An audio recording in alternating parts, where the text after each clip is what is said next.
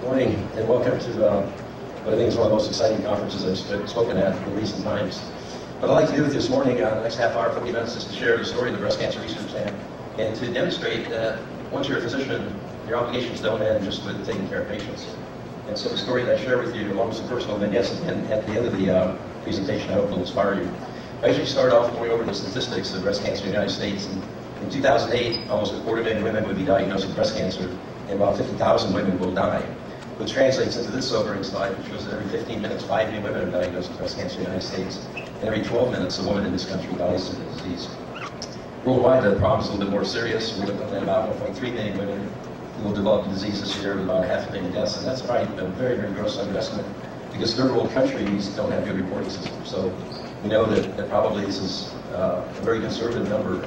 And the real tragic thing in third world countries is that women who present with breast cancer, not like women in the United States who come in with stage 1, stage 2 very curable disease, but they usually have much more advanced disease. They don't seek medical help until they're much more advanced, and therefore the prognosis is much worse. It's also scary to look at statistics from the National Cancer Institute, which demonstrates by the year 2017, which is not very far away, that number of women who will be diagnosed in the United States will double. And the reason for that is the baby boomers in the United States are moving into that age group where they will be more susceptible to getting breast cancer. Now, that being said, in my practice, unfortunately, I'm seeing a younger and younger subset of women in their 20s and 30s who are also getting breast cancer. And unfortunately, in those ladies, the disease is much more aggressive due to the hormonal activities of the body, and their prognosis is much worse. Well, let me just tell you something. I've been practicing for about 30 years. I've taken care of probably 5,000 to 6,000 women with breast cancer. And the fact of the matter is that the mortality rate, the death rate for breast cancer in the United States has not changed significantly in the last 50 years. Which means that if you're diagnosed with breast cancer today, the chance of dying from that disease are almost the same as they were 50 years ago. Now, you will live longer, your quality of life will be better, but the chance of ultimately dying from the disease has not really changed that much.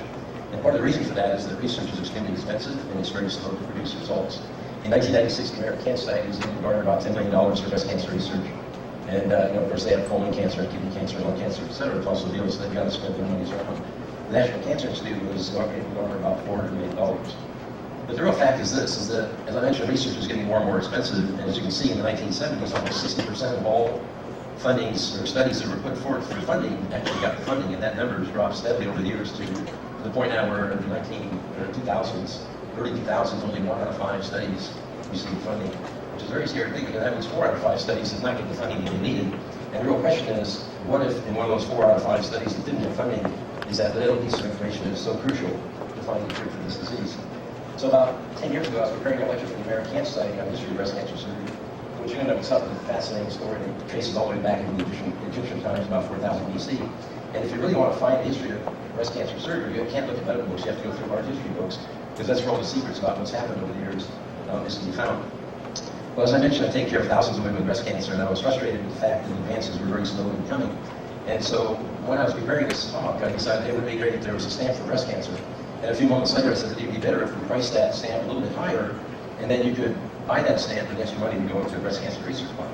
So I approached the United States Postal Service with the idea, and got a very, very, very quick response saying, no, it's not going to happen. We're not a fundraising organization. If we do it for breast cancer, we have to do it for colon cancer, kidney cancer, Alzheimer's, et cetera, et cetera.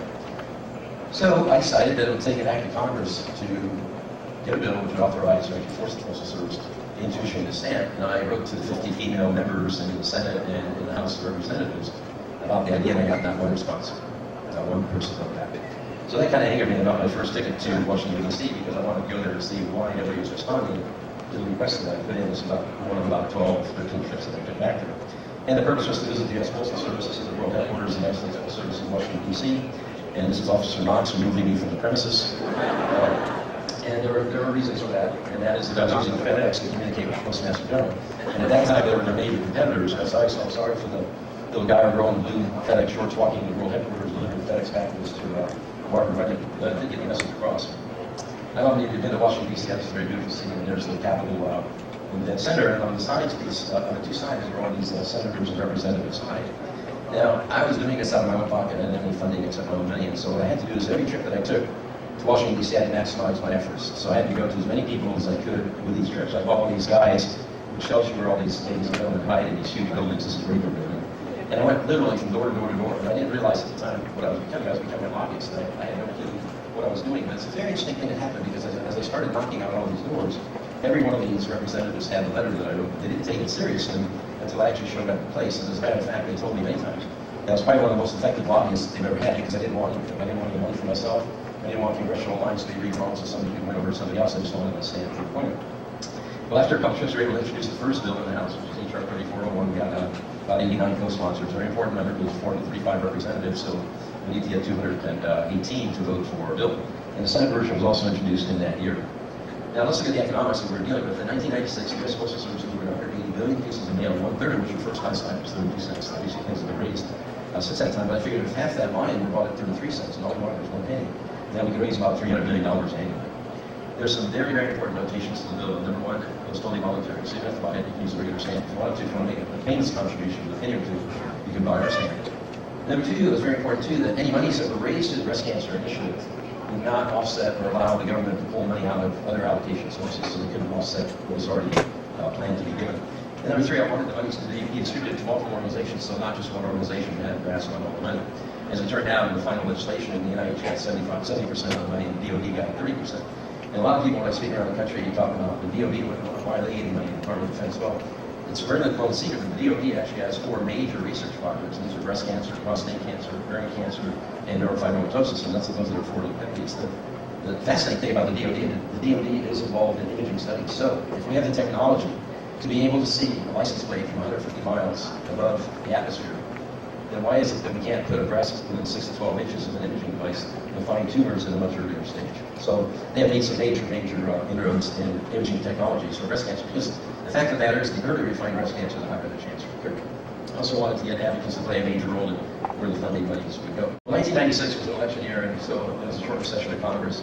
And what happens is, if Congress slows down and basically adjourns, then the bills that you introduced go away and start all over again. But the important thing was that we're able to demonstrate bipartisan support for the concept.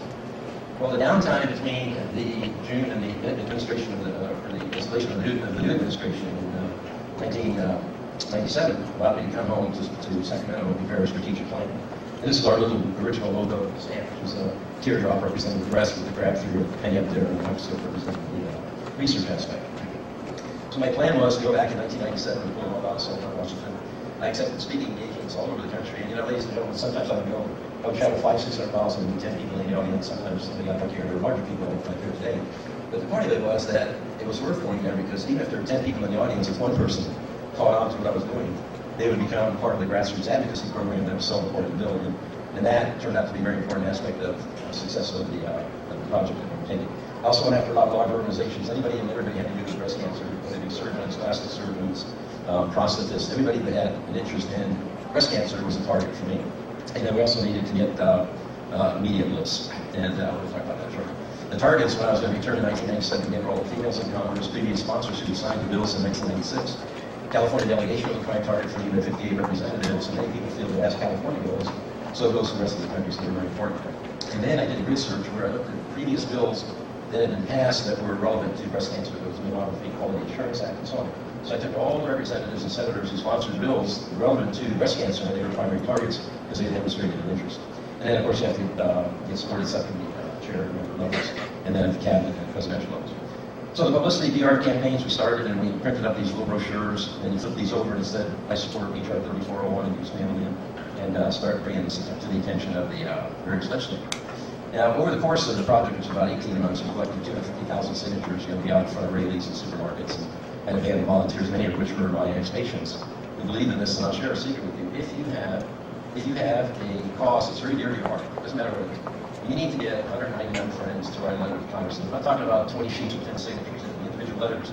And the reason for that is because the congressional people believe that for every letter that they get, there's 9,999 other people out there who believe in what you're doing, but they won't take the time to write. This letter kept hearing over and over and over again. So a lot of my patients got behind us and came up with papers like that, cure breast cancer, defense, and so on and so forth. And we got about 250,000 signatures in a little over a year. Now, this is Mercy Davidchik. Mercy was a patient of mine about 9 years ago now, and she underwent a mastectomy. This lady was a short Filipino lady, extremely shy. She was probably one of the most depressed patients I've ever known. She had a terribly difficult time with loss of her breast. We gave her medications, we gave her counseling, we did everything that medicine can do for this woman. and nothing worked. She was in such a profound depression, she lost her job, her husband lost her job, the kids started flipping out of school. When this project started, she became one of the most powerful